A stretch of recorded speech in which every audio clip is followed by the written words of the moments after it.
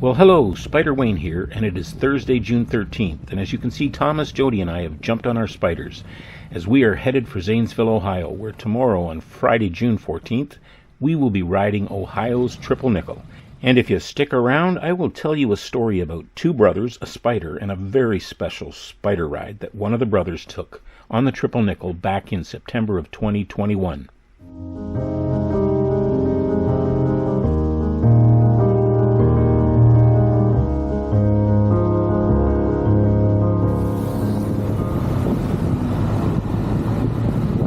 So here we are, starting our ride at the northern end of the Triple Nickel in Zanesville, Ohio, where we will head south for about 62 miles, ending in Little Hocking, Ohio.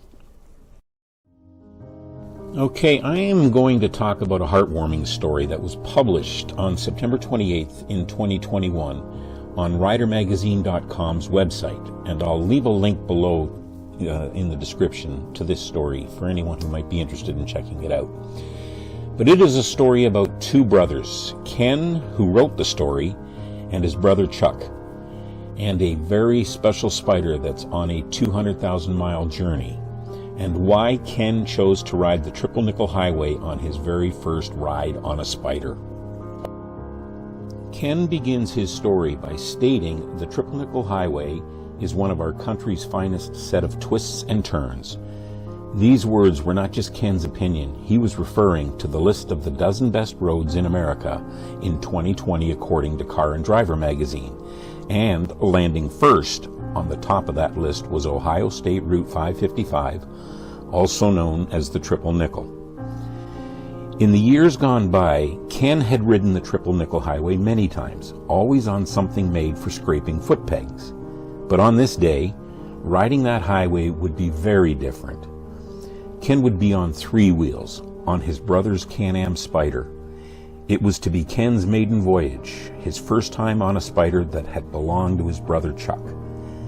And Chuck had warned Ken that an adjustment period, the time it would take to get comfortable on a machine so different from the two-wheeled motorcycles that had carried Ken for over 500,000 miles. But Ken's life had changed. 2 vertigo attacks within 3 days had forced Ken to open his eyes to what might come next. The first bout had been when he was riding his motorcycle on a western Ohio county road. In an instant, he lost all sense of balance, going left of center and crashing in a farmer's front yard. Luckily, Ken was unhurt and there was very little damage to his bike. The second attack, only 3 days later, while driving his car, sealed the deal. And for nearly a year since his crash, Ken had not ridden a motorcycle until this day. This CanAm Spyder, a 2014 model, had been Chuck's pride and joy, the best motorcycle Chuck had ever owned. On this day, Ken's first ride on the Spyder was bittersweet. It should have been Chuck out on his Spyder. But Chuck's life had taken a turn of its own. For half of Chuck's 66 years, he'd been plagued with muscular dystrophy, the disease slowly eating away at his ability to get around. It had finally gotten the upper hand, relegating Chuck to a walker and a wheelchair. But Chuck had not gone quietly into his new solitude. Over the previous several years, Chuck had a single focus, and that was to get his Spyder to 200,000 miles. He pushed hard, riding hundreds of miles almost every day. Only 3 years earlier, he had ridden over 43,000 miles that year, with every year but the last tallying well over 30,000 miles each year. But the previous summer, in June, at the height of the riding season, Chuck's body told him it was finished. Riding was done for Chuck. Chuck had put up a valiant fight, but there are some things a human being simply can't overcome. That last day, when Chuck parked his Spyder, its odometer was frozen at 188,303 miles. But now, on this day, Ken's day to ride Chuck's Spyder for the very first time, the Spyder was to move again. It had fresh oil and a full tank of gas, so all Ken had to do was to check the tire pressure. Chuck kept his Spyder road ready over the winter, sometimes just sitting with his Spyder while enjoying a beer or two, reminiscing about the good old days, and sometimes firing it up simply to listen to the Spyder's engine humming along. Today was to be a careful ride. It was Ken that needed to be broken in. Chuck watched as Ken first rode up and down the rural road, getting his first feel of the Spyder. Ken couldn't help but wonder what was going through Chuck's mind.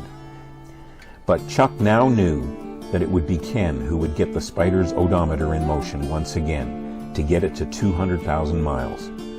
With Ken's limitations, this Spyder provided Ken a path for him to ride again. But to start out on the triple nickel, on a road meant for many to be a test of their riding skills, maybe riding the triple nickel wasn't Ken's wisest decision.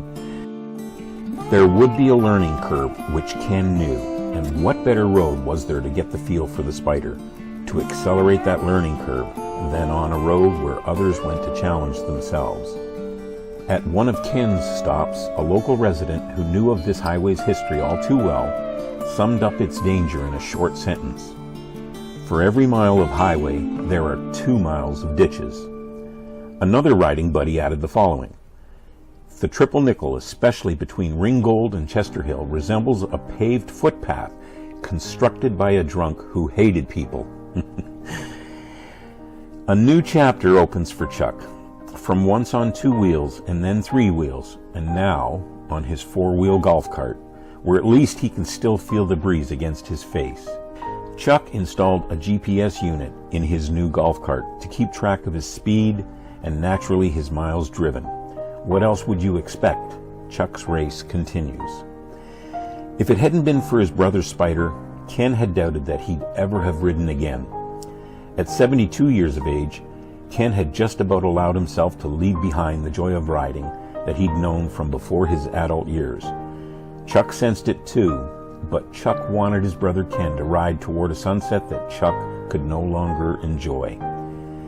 By the end of the ride, Ken understood the Spyder a lot better, and he would know it even better by the time Chuck's Spyder odometer rolled over 200,000 miles. Ken closed his story with 2 simple words: ride on. And here we are, arriving in Little Hocking, Ohio, where we pulled into the Little Hocking Volunteer Fire Department to buy our triple nickel t-shirts. This is where we met Brian, a super friendly volunteer firefighter and a school teacher. Then we headed to an ice cream place where Tom wanted to go. Can you guess why? Yes, it's called Tom's Ice Cream Bowl, and actually it's probably the best ice cream place I've ever ate at.